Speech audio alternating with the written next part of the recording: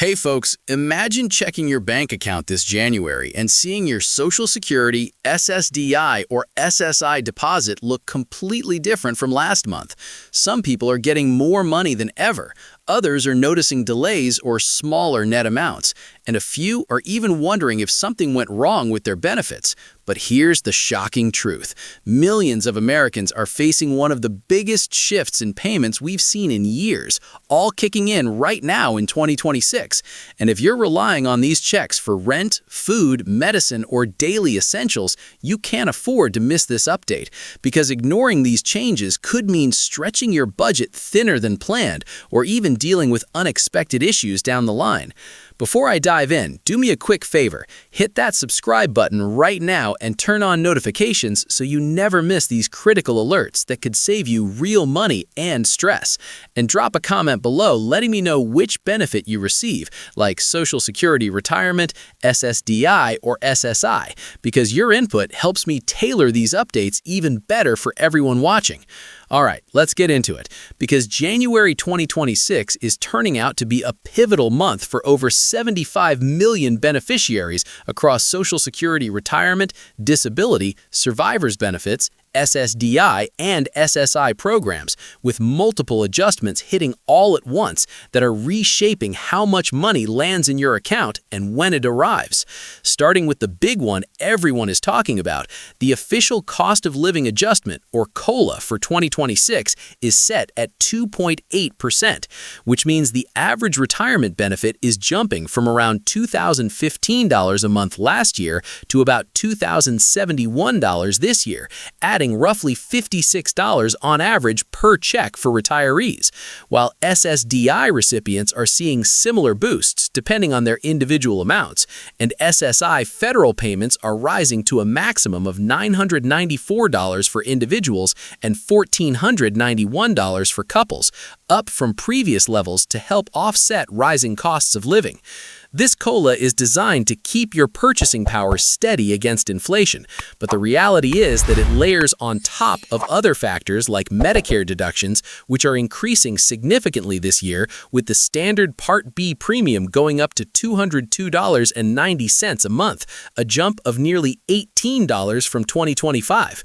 Meaning if your Medicare premiums are deducted directly from your Social Security check, that extra cost could eat into a good portion of your COLA gain, leaving your take-home pay feeling smaller than the headline increase suggests, especially for those enrolled in Medicare who aren't protected by certain hold harmless rules. On the timing side, things are getting tricky this January because of how the calendar falls, with New Year's Day landing on a holiday. So, SSI recipients actually received their first boosted payment for January on December 31st, 2025, which means no separate SSI deposit shows up in January itself, potentially catching some people off guard if they're expecting the usual first-of-the-month drop. While Social Security, Retirement, Survivors, and SSDI payments follow the standard schedule based on your birth date, if your birthday is between the 1st and 10th, look for your check around the 2nd Wednesday, typically January 14. 11th to 20th on the 3rd Wednesday around January 21st, and 21st to 31st on the 4th Wednesday around January 28th. Though if you started benefits before May 1997 or get both Social Security and SSI, it might come on the 3rd instead. These schedule quirks, combined with the new calculations, are why so many are seeing deposits arrive on slightly different days or amounts that don't match December exactly. And it's not an error in most cases. It's the system applying the fresh 2026 rules all at once. Digging deeper, January always acts as a kind of annual reset for these programs, where eligibility thresholds, income reporting rules, and administrative reviews get updated. For instance, if you're on SSDI and tried working last year, the system now reconciles your earnings against the new substantial gainful activity limit of $1,690 a month for non-blind individuals or $2,830 for blind, which is higher than last year to give you more flexibility before benefits could be affected. But any overages might trigger reviews or adjustments showing up now.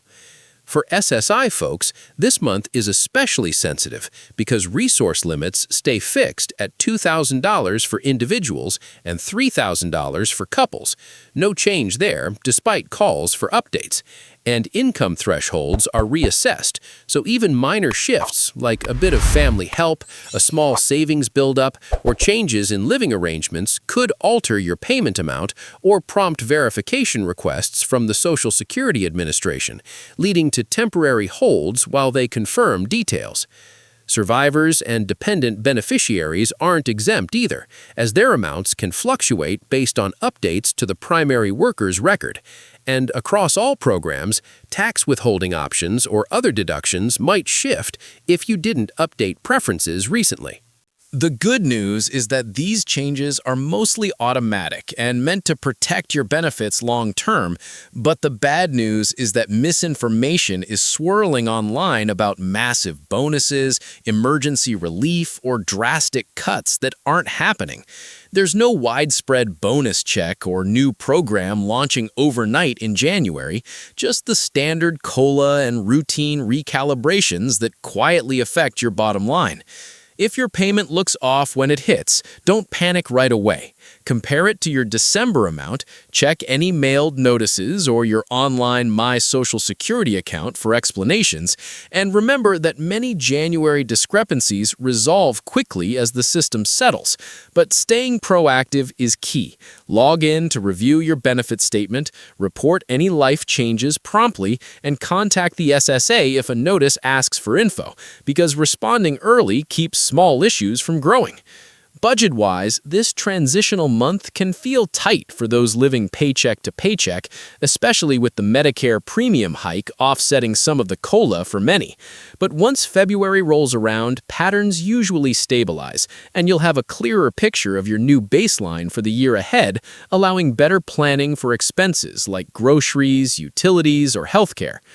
Looking further out, these adjustments set the foundation for 2026, with higher earnings limits for those under full retirement age before reductions kick in, up to $24,480 without heavy penalties, and the taxable wage base rising to $184,500 for higher earners contributing more, all part of keeping the system sustainable while supporting beneficiaries.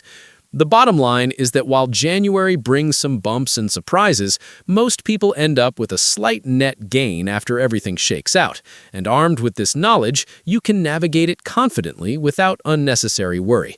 You're part of a huge community going through the same thing, and these programs are built to provide that safety net, even if the bureaucracy makes it feel complicated at times.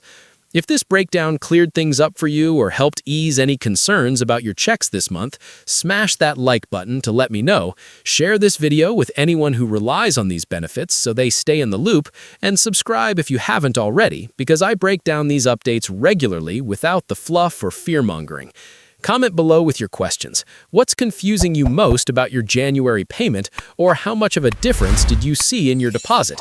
I'll read them and cover the top ones in future videos. Stay informed, stay prepared, and take care. You've got this, and we'll get through these changes together.